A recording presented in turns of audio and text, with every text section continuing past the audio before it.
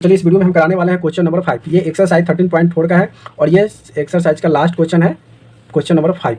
आप देख सकते हैं क्वेश्चन नंबर 5 क्या करा है कि 20 सेंटीमीटर ऊंचाई और शीर्ष कोण वर्टिकल एंगल बनाया गया है। 60 डिग्री वाले एक शंकु को इसकी ऊंचाई के बीचों बीच होकर जाते हुए तल की 2 भाग में काट गया है। जबकि तल शंकु की आधार से समांतर यदि शंकु छिन्नक का व्यास 1.32 सेंटीमीटर वाले एक तार के रूप में बदल दिया जाता है तो तार की लंबाई निकालना है। तो चलिए यहाँ पे आपको हम थोड़ा सा आते हैं बोर्ड पे। ये रहा आपके सामने क्वेश्चन और ये पिक्चर आ गया कि ये 2 भाग में काट दिया गया है। तो ये यहाँ से यहाँ 60 सेंटीमीटर है, तो 2 भाग में काटेगा तो 30 सेंटीमीटर होगा, 30 सेंटीमीटर इधर होगा और बीचों बीच काटा है, यानी कि यहाँ से इसको तार में लपेट दिया गया। तो ये 2 भाग में बढ़ गया, तो ऊपर में हो गया शंकु और यहाँ से यहाँ बन गया छिन्नक बन गया। और यहाँ से यहाँ का हमको त्रिज्या भी नहीं दिया हुआ है, सिर्फ ऊंचाई दिया हुआ है, ऊंचाई यहाँ से यहाँ। तो देखिएगा ध्यान से, तो एक गौर से देखिएगा तो यहाँ से एक जो ये बनेगा त्रिभुज हो गया, समकोण त्रिभुज इधर भी और एक बड़ा वाला बीच में, यहाँ से ये समकोण त्रिभुज, इधर से समकोण त्रिभुज हो गया। ठीक है, अब इसको सॉल्व कैसे करते हैं चलिए यहाँ से हम देखते हैं और समझते हैं। सबसे पहले यहाँ से हल स्टार्ट करते हैं। तो यहाँ पे लिखते हैं हल और यहाँ पे लिखते हैं कि दिया है।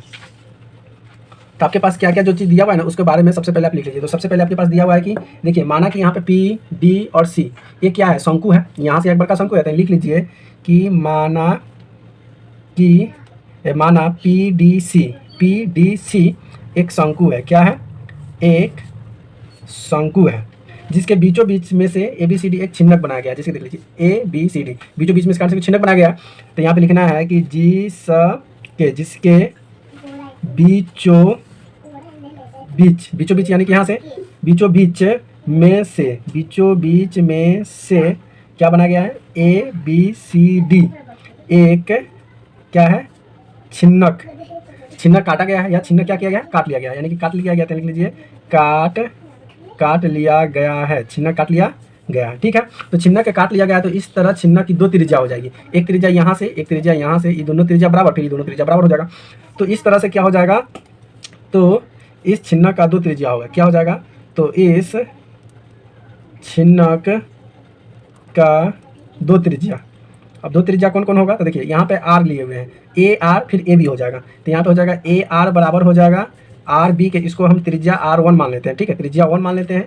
अब यहाँ से ये त्रिज्या और ये दोनों आपस में बराबर होगा, यानी कि डी ओ बराबर हो जाएगा ओ सी के, ये त्रिज्या हम इसको R2 मान लेते हैं। यहाँ तो कोई दिक्कत नहीं हुआ। अब जब नहीं हुआ तब यहाँ से क्या क्या दिया हुआ अब उसको लिख लीजिए। जैसे तथा क्या हो जाएगा, पी आर। देखिए पी आर की बात करें तो यहाँ देख लीजिए, पी यहाँ पे है और आर यहाँ पे है। तो पी आर जो है, देखिए यहाँ से यहाँ 20 है, यहाँ से यहाँ 20 है। जब बीच 2 भाग में बांटेंगे तो इधर नीचे हो जाएगा 10 और फिर ऊपर हो जाएगा 10, 2 भाग में बांट दिया तो 10 10 हो जाएगा। तो यहाँ पे लिखेंगे कि पी आर, क्या हम लिखेंगे कि पी और आर बराबर हो जाएगा 10 सेंटीमीटर। ई H1 हो जाएगा, क्या हो जाएगा, H1।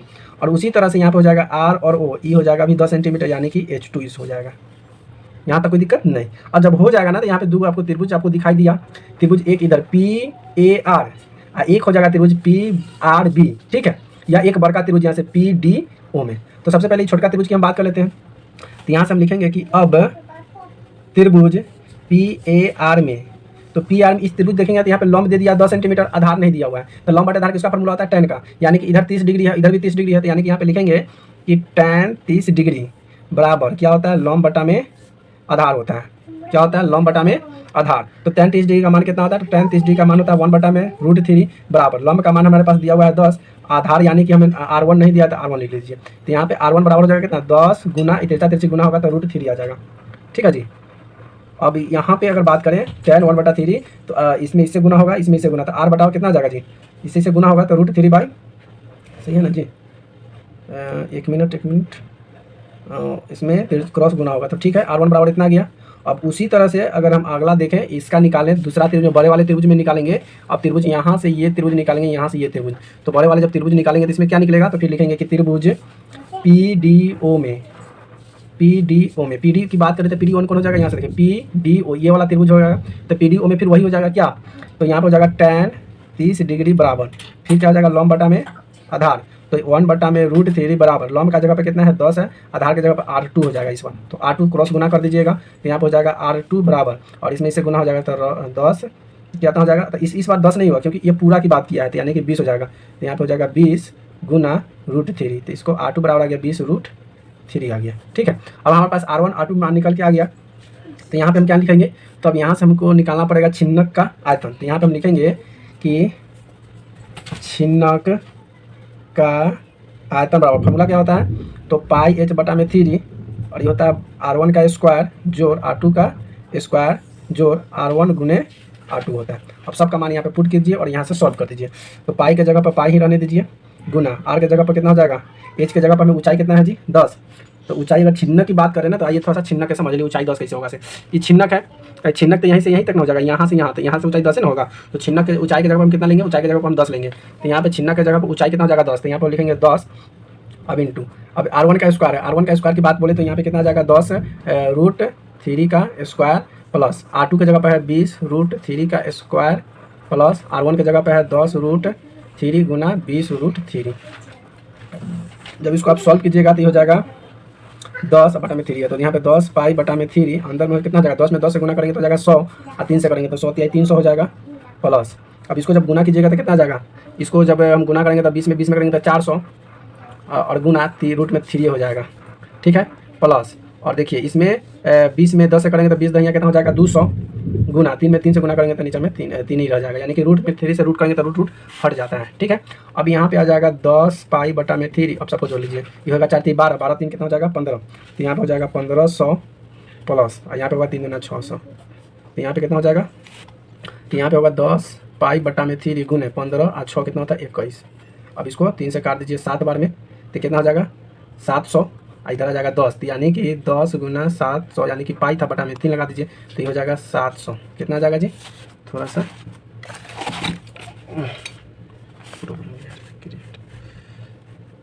तो इसको हम लिख सकते हैं 7000 पाई बटा में 3, कोई दिक्कत। और इसको उतार कर इसको आगे हम सॉल्व करेंगे, ठीक है। इसको आगे स्टेप में देखिए क्या कहता है। अब यहाँ से क्या बोला है कि तार है, एक तार है जो कि तार से इसे क्या गया छिन्नक की व्यास दिया हुआ है 1/16 सेंटीमीटर। तो यहाँ से लिखना है कि माना कि क्या लिखना है कि माना कि थोड़ा सा कि माना कि तार की लंबाई बराबर h है। मान लेते हैं कि ऊंचाई तार की जो लंबाई है h मीटर है, यानी कि h मीटर ऊंचा है, इसको क्या लिखेंगे ऊंचा लिख लिए, ठीक है।